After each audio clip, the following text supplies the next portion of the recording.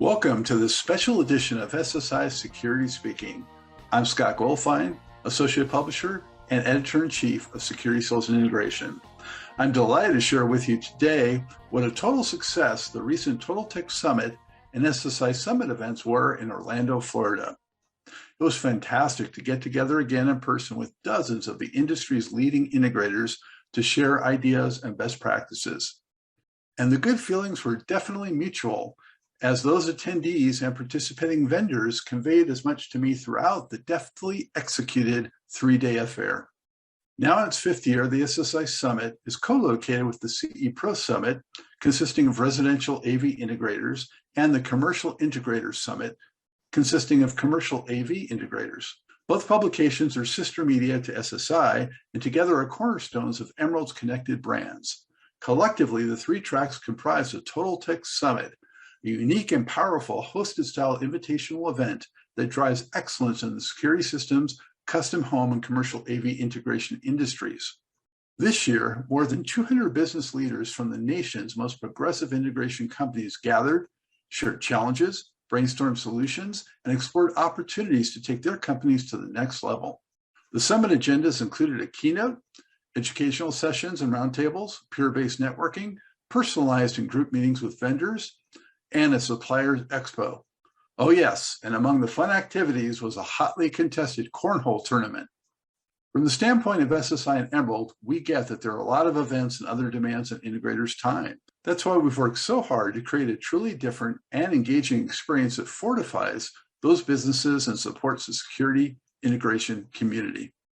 During this year's summits, I had the pleasure of spending some time with my editorial colleagues from CE Pro, Jason Knott and Arlen Schweiger. Both of them have also spent time with SSI, and so they know our market. I hope you enjoy our chat, and if you're an integrator, I encourage you to apply for the 2022 Total Tech and SSI Summits set for October 26th through 28th in Orlando once again. Thank you, stay safe, and happy holidays. Be sure to subscribe to SSI's YouTube channel. Hit the like button, share, and leave comments. Or subscribe to SSI's Security Speaking podcast on Apple and Spotify. And leave us a review. Thank you.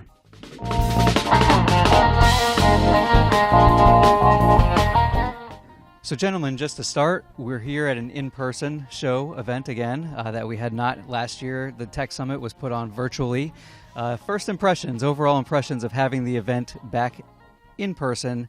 A lot of great people in our industry are here. We have vendors here. We have integrators here. What are your thoughts so far?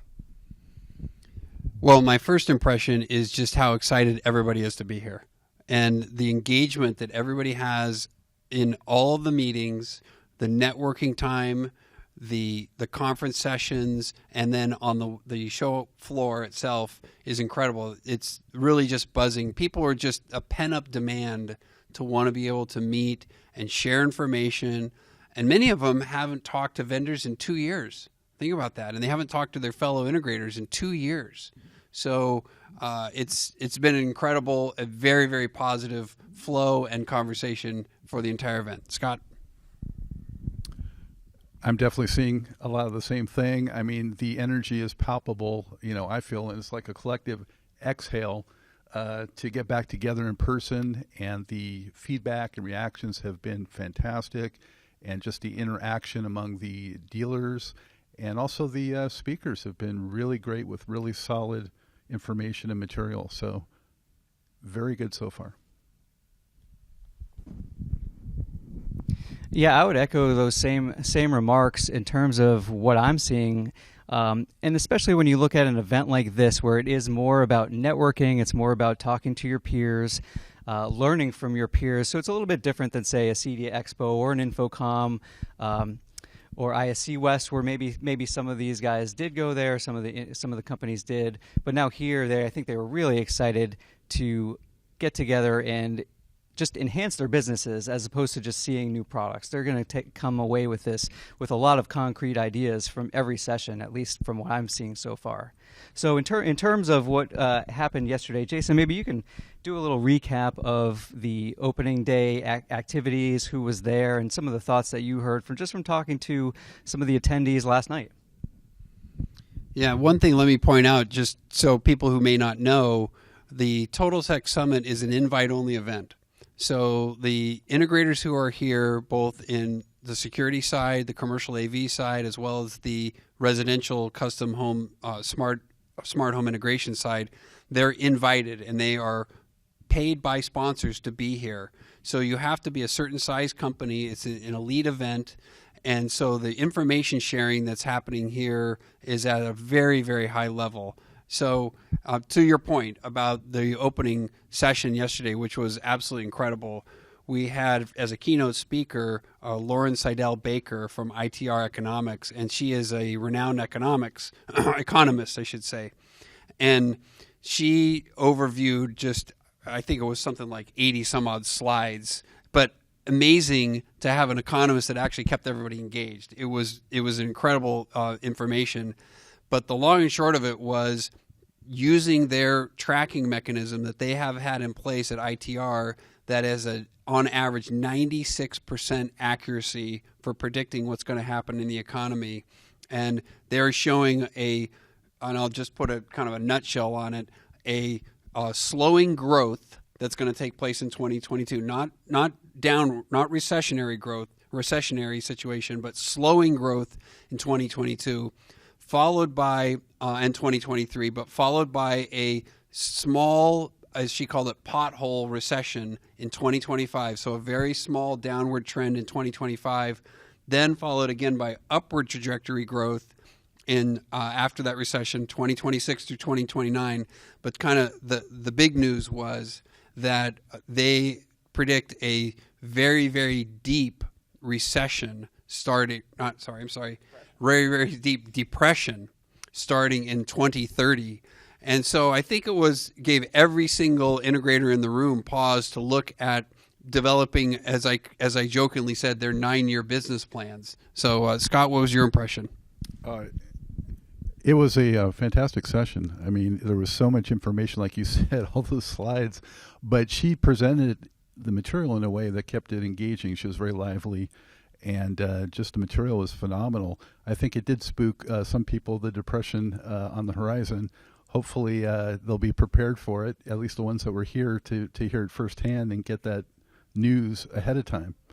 But the entire session was great. You know, the website stuff, we had an analyst come in and analyze websites of the attending integrators, and they got report cards. And I've heard back from some of them, you know, they really appreciated that. And even some of the ones that didn't score so well, you know, they're looking at that to really improve their sites. So fantastic overall. Yeah, I was going to add to that it was kind of a nice daily double to start off this event, because it was the keynote of all about the economy, and then the second session after that was all about how you really need to use these next 9 years to just figure out how to best maximize your team's productivity, and really just grow so that you're not in a bad position come 2030. So everyone's been warned. And that session, again, I thought that was great. That was one firefly, Ron Callis, who came in, and unbeknownst to the attendees, everyone had their website scored with something like 20 categories, 20 metrics that they look at. The good news is that Ron Callis had done this a few years ago, and a lot of integrators' websites just flunked. Just flat out were horrible. But the better news is that in those few years, a lot of the integrators have done a much better job of certain areas, just being more engaged on the site. There are certainly some things that people can do a lot better. But just having that second thing, there was also Tim Begonis from D-Tools and Mark from AVIQ also helping out ways that integrators can up their digital presence over this, next important decade. Yeah, I thought that was really valuable. I mean, there are not many conferences that you can go to where you are going to get direct feedback on your business. So a lot of times everybody talks in these kind of 30,000-foot view circles, but that presentation was, as Scott mentioned, just direct feedback on the quality of their websites. And I believe the scorecard, it was a report cards, not scorecards, report cards, that 18% flunked. And he had done it previously, and there was 60% flunkage. Is flunkage a word? I don't know. Flunkage. Yeah. So only to have 18% flunk was pretty darn good, and I think 18% got A's. So it was interesting to see kind of that pivot point out there with all the different criteria that he analyzed. And I noticed that nobody was embarrassed, nobody was put on the spot. He did point out some of the key ones that did great. So everybody, the guys who did great, got some kudos in front of the entire audience. But everybody got all three tracks too. So it was good to see a nice representation of the security guys doing better websites, the commercial guys creating better websites, and the residential guys, of course. Yeah, absolutely. And so it was great. They all got their report cards privately, and I did notice that we had them pick them up as they left the room, that there were quite a few that guys, they didn't pick it up. And I talked to the integrators afterwards, and they said, I didn't pick it up because I was afraid to look at what the letter was, because I know what it's probably starts with an F. So Scott, any other impressions? Tell us a little bit about how the security sales and integration events went this morning with the conferences. Exceptional. We had a customer service session. And, we always hear integrators saying, we have the best customer service, but usually it's just lip service.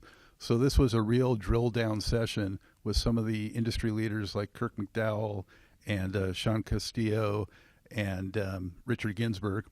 And so from all different facets of the security side, you had the alarm dealer side, you had the consultant, and then you had the hardcore commercial integrator on the security side. And they were all giving just great nuggets of information to really track your customer service and what to do correctively, when there's an issue. And so you can tell, by the engagement of the Q&A, really helps tell you how you're hitting the mark. And just the feedback afterwards was fantastic. So we had that session, and then later on we did one on the opportunity in multiple dwelling units. And there's a lot of great opportunity there, and we found that there's probably not enough security integrators yet jumping into that market, but hopefully this will entice them to do so. And one of the presenters there is from South Florida, and he had some really interesting information related to the condo collapse, how that's going to have ramifications and manifest in new regulations that are not only going to affect, integration, but also affect, the lending, how these things are funded. And so that was really fascinating. And also just talking about, smart homes moving into multiple dwellings. So great opportunity and great sessions. That sounds like a really interesting session. We actually touched on the MDU market in one of the luncheon sessions for CE Pro today, particularly talking about the common area element of it, that right now you look at the fitness center or the lobby of a multi-dwelling unit, and they need access control, gate access control, surveillance. But the networking part is really the driver, that people, they will be able to actually get higher rents if they have high performance networking in their apartment dwelling.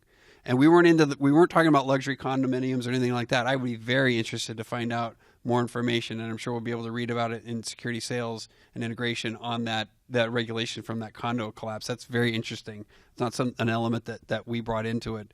So Arlen, you had a session this morning that was fantastic, related to the value plus and minuses of having a showroom. Tell us a little bit about that. Sure, that was definitely a fun one to put together. I mean, I think with all of us, when we talk to integrators, some of the more interesting points are how they use their own facilities. And of course, over the last year and a half, there's one of the things that we had on three very successful integrators, mostly doing quite well with the luxury home builders, custom home builders, some track building, But and we also had David Weinstein from Lutron on as well to talk about how they're using these different experience centers and showrooms. And it was interesting, for one thing, talking about certainly the virtual elements, of course, that a lot of them were able to kind of successfully pivot. And that was something interesting. And that's something that I had talked to over the last year with some of the other integrators about how they're using, we might not like Zoom, but for some of these guys, if they're doing, say, they want to put on an educational event for a bunch of architects or a bunch of designers, they can do that from their showroom now, actually, and not even have the people come to the showroom. And yet they can, walk them around the facility, show them different things, but they can do all these sort of virtual showrooming to a lot of people at one time, which was one big element of it. One thing that we had gone over was, it was just, we wanted to give a lot about investing in the showroom, the different reasons for doing so, different things that they're prioritizing. So it was kind of interesting seeing someone like Doug Duchamp of Ecosystems talking about, purchasing granite countertops and, really kind of up their appliances and all these things that, he's thinking about, well, how can I present, say, a living room, a kitchen, or something like that where, they know some of the affluent suburbanites and some of the handlers, some of the designers, the architects who are going to come in, they're going to see a company like that and see that, all right, if I'm a designer who works for someone, this is what my client's going to want. They want the whole package. So it was just kind of interesting seeing some different things that they're putting together. One of them, John Prince of 5 Smooth Stones AV, actually is breaking ground on a new facility in 2022, and it's interesting from him because he's on his 3rd iteration of a showroom, and they've all kind of had different specialties here and there. And then I had Kyle Steele on from Global Wave Integration, who we focused on in October, CE Pro, who is using the showroom a lot. And again, his actual clients will never set foot in that showroom because they are all, we're talking about millionaires who have people going in to do the bidding for them. But again, it is looking at some of the cutting edge technologies. They've outfitted their showroom with a ton of Ketra and human-centric lighting and all of that. And so they're trying to educate some of these handlers on this new technology, and that was a very big impetus for them to put together this multi-million-dollar showroom in Southern California. So a couple of takeaways from the session that I'll add to that is that Doug Duchamp from Ecosystems, who you mentioned that they have a 50% higher average ticket sale when a customer does get into their showroom. And then the other thing that I had never even heard of this, and we'll find out a little bit more about it once we get back and dig into it, is that he mentioned that they have a aesthetic certification from the AIA and the ASID for running what they call the 5 principles of concealment, for showing off how they conceal the technology. So I'd never heard of that before, ever, which is interesting. So let me ask you, Scott, one thing that's really unique about this event is there's no other event where security integrators, commercial AV integrators, and smart home integrators are gathered together. There are conferences within each of those niche areas, within each of the verticals, within each of the segments. And there are universal problems like workforce development and supply chain. And then there's other opportunities to learn from each other, like recurring revenue and handling elite customers and those sorts of things. What do you see as kind of the best, some of the probable takeaways that they can learn, these integrators can learn from each other when they're all together? There's so many. I mean, at the end of the day, they're all entrepreneurs, and they're all in a certain, range, and they're all, high level, even if it's not, monetarily an enormous level. They're high level in terms of their, integrator IQ, if you will. And as you mentioned, Jason, so many of those commonalities in just running a business like that's based on service and based on installations and those types of things. And there's so much that they can share. And, the technology is merging, it's converging. And so, the people that handle it, and their skill sets and their needs are also converging. So I hear, tremendous interaction. You know, some of them are kicking and screaming a little bit, I think, you know, but it might be a little bit of tough love they need to open their arms a little bit to some of those on the other side. But at the end of the day, they have a lot more in common than they have different. And so, yeah, this is a very unique event in that regard. And that's one of the things I really, really appreciate about it. And I think that the attendees do as well. Yeah, and I think that's reflected also in the sponsor base. You know, we see out there, and the sponsors all have these one-on-one appointments with the integrators as well as the boardroom sessions, and you see monitoring centers out there. You know, third-party central stations out there on the show floor. You see big distributors out there. You see, you know, high-performance audio and video equipment providers out there. So it's a diverse mix, and as you say, it's all so the sponsor base is very diverse too. But I think it is kind of all melding in some cases. One thing I find interesting and is that, you know, we all know what happened with the pandemic, and that the commercial market, corporate AV market took a hit, and people working from home and not being in their offices, and obviously not being in restaurants and bars, which are kind of key categories for the commercial AV space. But at the same time, the residential space and the security space went on fire because there was the civil unrest, which was also happening, which spurred a lot more people wanting to get security systems. Everybody was at home needing to be entertained. So let me ask you this, Arlen. One of the things I've heard from some people is like, I'm so busy in my own niche.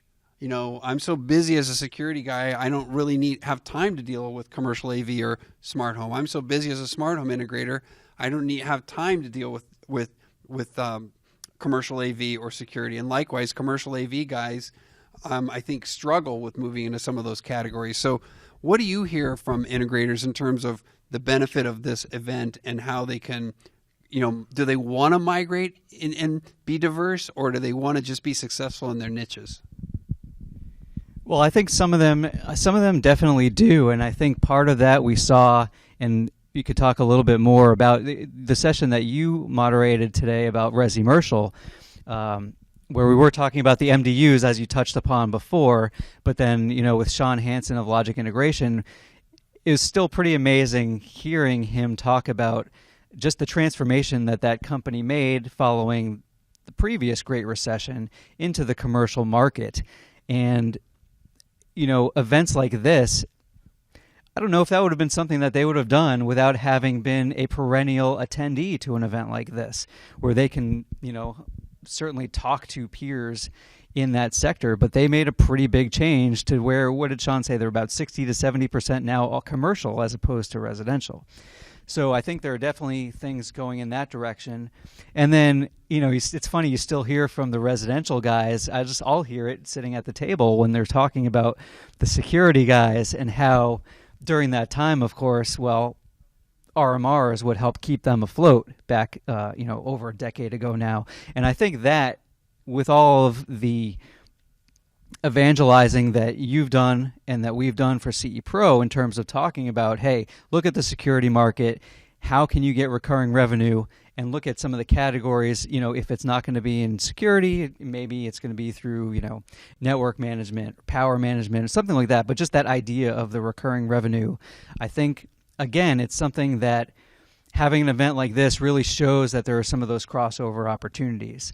In terms of from the commercial guys going into the residential, I think there, you know, is probably going to be a bit of a kickback there.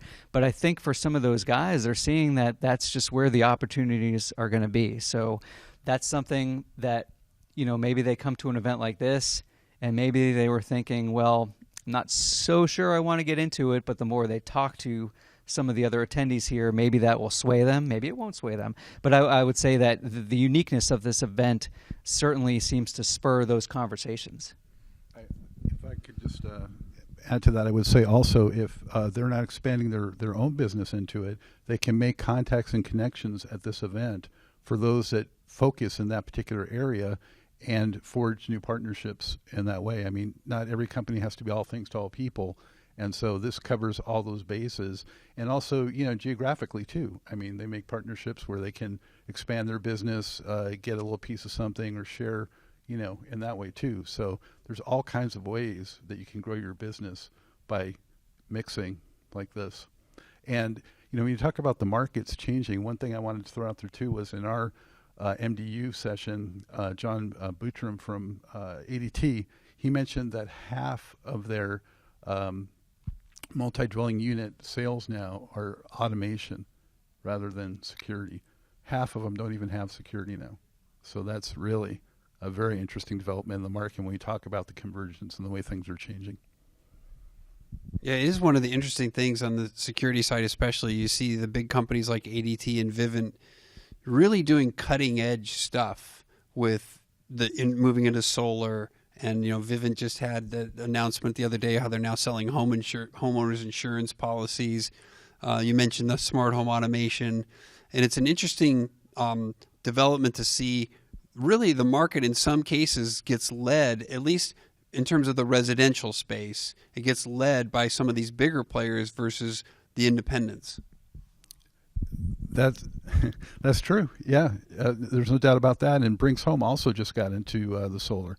So that is really an interesting area to follow now, and another big opportunity that I think and hope that's going to trickle down throughout the industry. Yep. We'll all be driving electric vehicles, right, in the next 5 years? That's what they say, at least. So one other point I wanted to make that just shows the interesting dynamic that we have in the conversations. One of the elements that we talked about was the home office. So we would have gone into this conversation thinking, oh, boy, everybody's home office business must have just exploded with the pandemic. Everybody was working from home. The kids were all distance learning. Everybody had crummy networks that were just done by the cable company. And yet in the conversation that came out from the panelists and from the audience is that there is a tremendous gap in the market between the DIY solutions and these professional solutions that they might bring to the CEO or CFO of a company who's decided who had to work from home during the pandemic.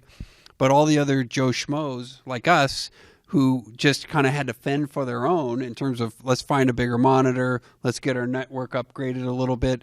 But it really wasn't this boon that we thought it was going to be in that home office environment, which is an interesting thing because we would think that the commercial AV guys, in fact, Avixa had numbers that showed a lot more commercial guys actually moved into the residential space than they had in the past, that they may have been confronted by the same thing, this of, wow, we're going to move into the home office market, and then finding that it's not really as lucrative as they thought it was going to be. I will say that on the security side, I have seen a lot of security companies expanding into, or getting more robust in their home networking involvement. So the backbone of any infrastructure is an area that they have seen opportunity for in the home office in terms of, all the other bells and whistles and high-end stuff, not necessarily, but that's, an exciting part of it too. Yeah, I'll add to that and just say that throwing in some of the CE Pro research that we had with that session was also just kind of illuminating too, because it was interesting to see that displays and having larger displays was basically at the same demand as the networking. And just the fact that I think for for a lot of the residential guys, it was just that they were doing projects throughout the house. So they wound up putting in a lot more networking. It wasn't necessarily going to be for, CEOs, but it was going to be part of a full project for a house. It was interesting, though, that Sean Hansen, I think, was the one saying that the C-suite, when they had to be doing something from their homes, wanted things done a little more, have it nice and polished and professional looking and, really kind of that hierarchy of whatever company they're in. But a lot of times the referrals were coming because, the residential people were working on their homes to begin with. So it was just another excuse to do that. I do want to follow up one interesting thing from the showroom session, just something that Kyle Steele had thrown in there about just working in California and solar. And it sounds like almost every integrator who is going to be working in new construction has to have some sort of tie into solar in the future. And of course, on CE Pro, we're talking about solar tied into energy storage, energy management, all sorts of opportunities there too. And we'll just give a plug in our January issue. I think we're going to have that potentially as one of the hot technologies to watch next year. So, gentlemen, any further thoughts on the Total Tech Summit? If not, I think we've had a great time here.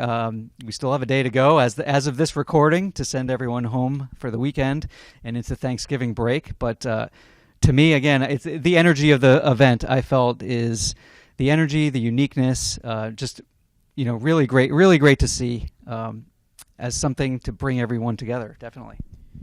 Yeah, I'll just reiterate that just what we've discussed here, you can see get a sense of the high level nature of the discussions that are taking place amongst the integrators, between the integrators and the sponsors, between each of the 3 tracks that are taking place. So it's a great event, and we're excited to be here. And by the way, you forgot to mention one of the most important and most interesting things that came out of that home office study was that 7% of the home offices were put in bathrooms. So I think there's some sort of sound masking technology. Who's been on a call where you heard a flush? I've actually been on calls, and people were raising their hands when you asked that too. We've all seen it. So that's not the biggest takeaway, but that's one of the takeaways. Scott. Yeah, I want to say it's so good that we're going to do it all again next year, same place, a little bit earlier in late October, but really looking forward to that based on the momentum from this one. So. Hey, well, thanks for tuning in to the Security Sales, Security Speaking podcast coming to you from the Total Tech Summit 2021. Look for more news on the event coming up soon. Thank you.